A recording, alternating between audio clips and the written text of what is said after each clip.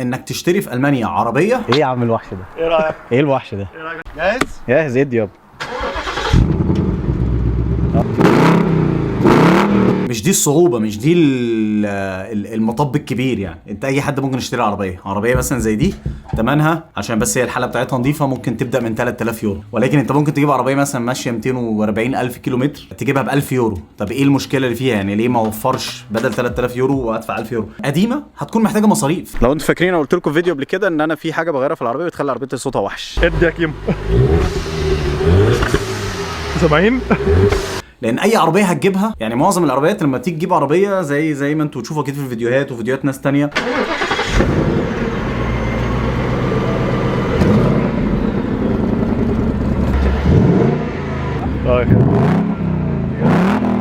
ان انت العربيه مش مجرد تشتريها ده خلاص، لا ده بالعكس، ده في فلوس تامين، في ضرايب، في تغيير زيت، في فحص بيتعمل كل سنه او على الاقل كل سنتين.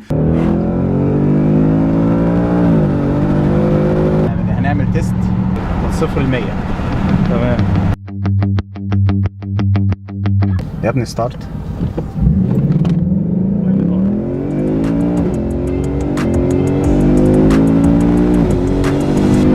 غير كده العربيات القديمه بيبوظ فيها حاجات كتير، فتكلفه ان انت تسوق عربيه اكتر بكتير قوي من ثمن العربيه نفسه.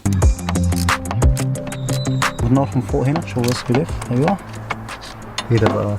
وثق الحته دي المهمه دي. بسم الله. فعلشان كده انك تشتري عربيه ده مش صعب، عشان كده بتلاقي اسعار العربيات اوكي. بي ام دبليو بتلاقي بي ام دبليو مثلا او بي ام في، اسمها بالالماني بي ام في.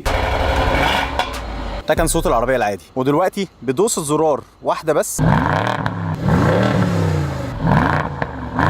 بتلاقي عربيه مثلا ثمنها 3000 يورو 4000 يورو. تقول ايه ده؟ يعني انا لو اشتغلت في اي مطعم ولا اي حاجه ممكن اجيبها بعد 4 شهور 3 شهور تحويش. ايه ده ايه ده؟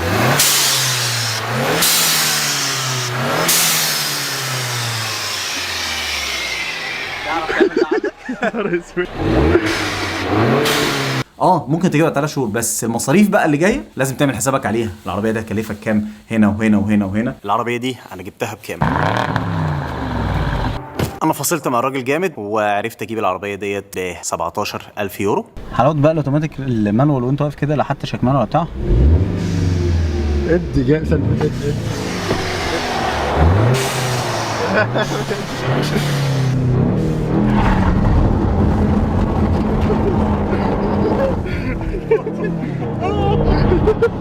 العربية تمام؟ تمام؟ سليمه الكاوتش لسه موجود. الدنيا اللي باظت بس. كالعاده الخروج الصباحيه، كوكو وادم عندهم حصه رياضه. وزيتسو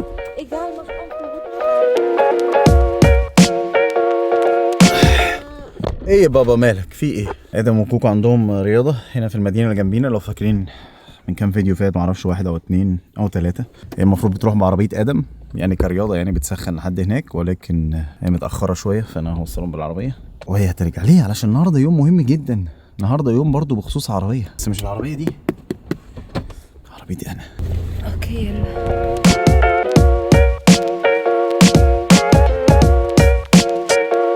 كده تكون المهمه الاولى في اليوم خلصت. النهارده الساعة بالظبط 11:30. هي الساعة دلوقتي كام؟ الساعة 10 دلوقتي. عندي ميعاد علشان تسجيل العربية. عايز اقول لكم العربية عندي فعليا بقالها من شهر كام؟ والله من شهر 10 اللي فات. العربية دي ما كنتش عايزها. العربية دي وقعت في طريق، فيها مميزات كتيرة اللي خلتني اقول انا هاخدها. انا كنت ينفع امشي بيها، بعد كده لما لغيت التسجيل وشلت النمر فاتركنت في الجراج، ومن ساعتها ما دورتهاش غير مرة واحدة في شهر 12. احنا في شهر 6. العربية ما دارتش من شهر 6، فطبيعي انها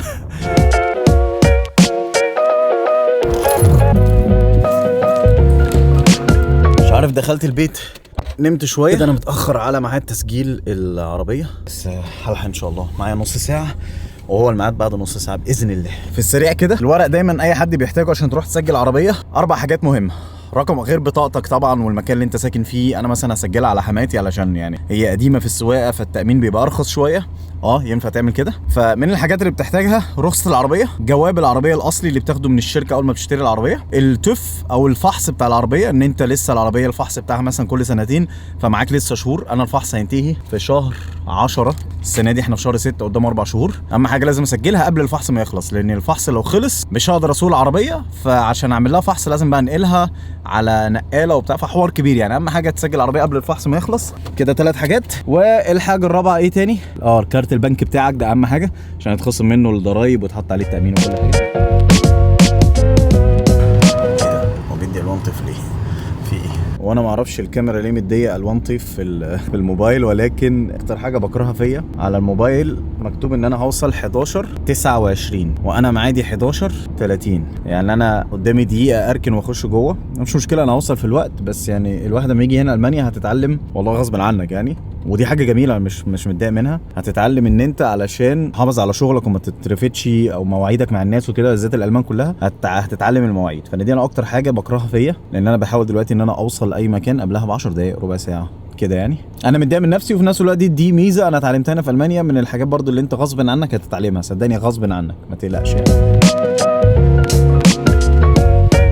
خلصنا تسجيل العربيه، فاضل بس حاجتين صغيرين. رقم 1 نروح نجيب النمر. زي ما انتم عارفين هنا الواحد بيختار النمر اللي انت عايزها يعني، فانا اخترت نمر هوريها لكم دلوقتي. وبكده اكون خلاص سجلت العربيه الحمد لله. انا هحط النمر عليها والنهارده هتتساق. قبل ما اوريكم النمر، انتوا عارفين العربيه موديل 2001، ولكن دي لما بتنزل مثلا عندنا البلاد العربيه او مصر وكده بنقول عليها دي موديل 2002. بما ان انا ما لقيتش 2002 فده رقم العربيه.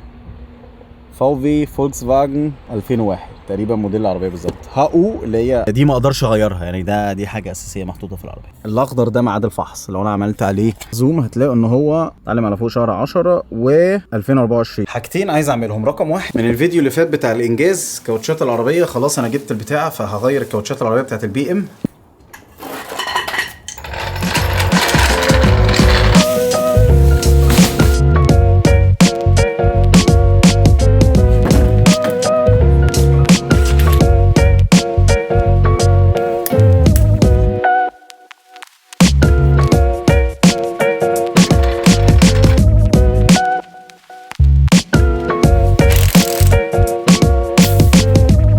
اوريكم على خدعه كده لو انت هنا يعني في اوروبا، عشان او حتى مش شرط في اوروبا، في اي بلد يعني، علشان الكاوتشات لما بتمشي بيها سيزون معين او سنه وتخزنها، الكاوتش مثلا بيبقى راكب ورا يمين، لازم هو اللي تركبه ورا يمين. فاحنا جايبين البتاعات البلاستيك دي، ده مثلا مكتوب عليه بالالماني ورا يمين، فده هيركب ورا يمين. فاهمين قصدي؟ تركايه كده صغيره ولكن برضو ايه بتنفع يعني عشان الواحد يبقى عارف. فده مثلا الكاوتش اللي كان ورا يمين هتاخد فيه دي، يبقى ده ورا يمين.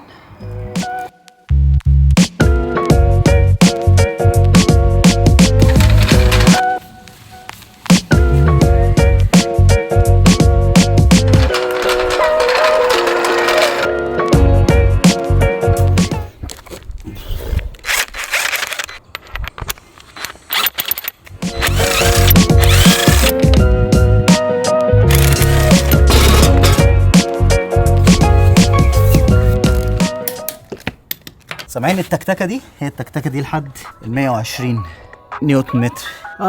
كده الكاوتش خلص، لازم اروح ازوده.